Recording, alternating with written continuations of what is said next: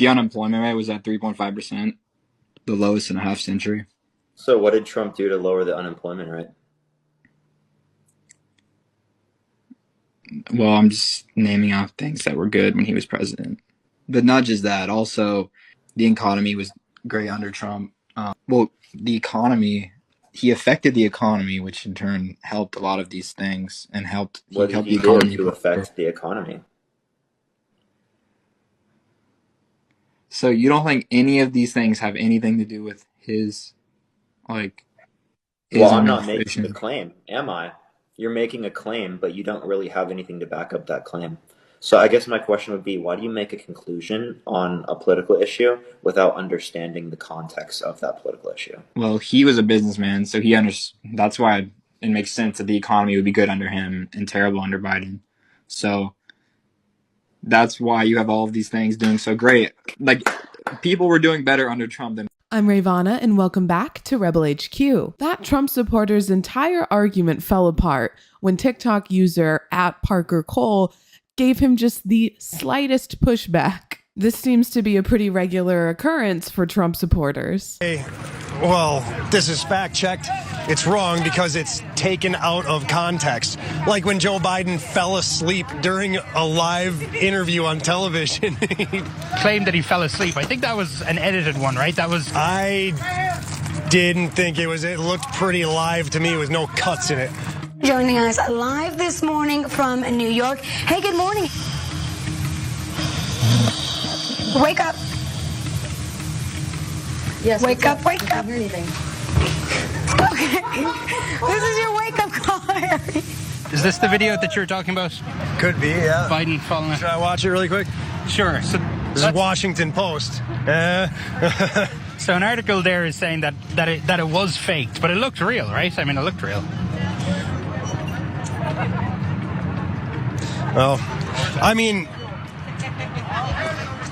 I definitely wouldn't doubt that it would happen. The good old, well, it wasn't true this time, but the fact that I believed it says a lot about society. Sorry, buddy, but I think it says more about your intelligence and ability to spot misinformation than it does say anything broader about society or specifically about Joe Biden. Time for our Seen and Unseen segment where we reveal the stories behind the headlines. And for that, we turn to Fox News contributor Raymond Arroyo, who has a special report on crime and drug use in New York City. Laura, you have been covering the connection between even recreational drug use like marijuana and crime. Well, here in New York City, Mayor Eric Adams has long been a proponent of marijuana use. I wonder if Laura Ingraham ever looks in the mirror and asks herself, how does it feel to constantly lie and push misinformation? In today's episode of Show Me I'm an Idiot Without Saying I'm an Idiot, I'll be explaining to Fox and frauds why correlation doesn't equal causation. And to put it simply, just because two things occur at the same time does not necessarily mean that one causes the other. In this case, we have marijuana usage and crime. Honestly, I'm kind of sick and tired of the right and conservatives trying to take us back in time to reefer madness. The war on drugs has been a decades-long failure, and it's obvious that no one on that side has picked up an actual scientific study, yet they speak so passionately about it. First of all, the majority of your base supports weed legalization. According to the Pew Research Center, 55% of Republicans want weed legalized. And I don't blame them. It's a popular stance to get behind, with more than 2/3 of the country supporting it.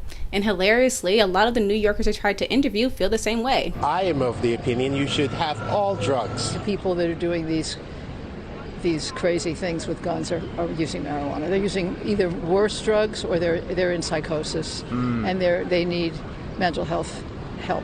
The Aurora shooter, Gabby Gifford shooter, the shooter in Texas, the Parkland shooter, all young men on marijuana. Oh, come on. There's a psychotic connection here. The studies Come show us that. on.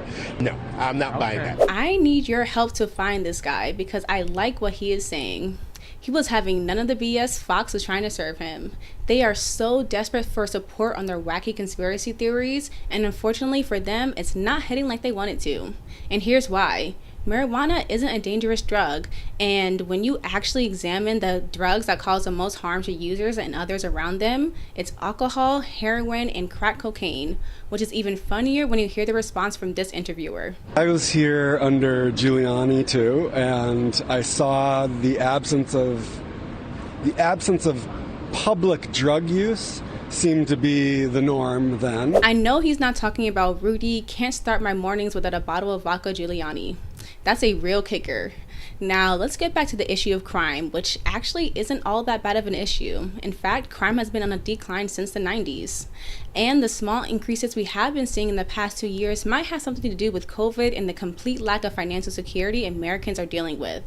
Rent, gas, food, and healthcare are all reaching astronomical heights, and wages aren't keeping up with the steadily increasing cost of living. We already know that crime is a symptom of poverty, yet Fox isn't talking about that. And why would they? It doesn't fit their narrative, and they actually don't care about anything other than making money and riling up their base.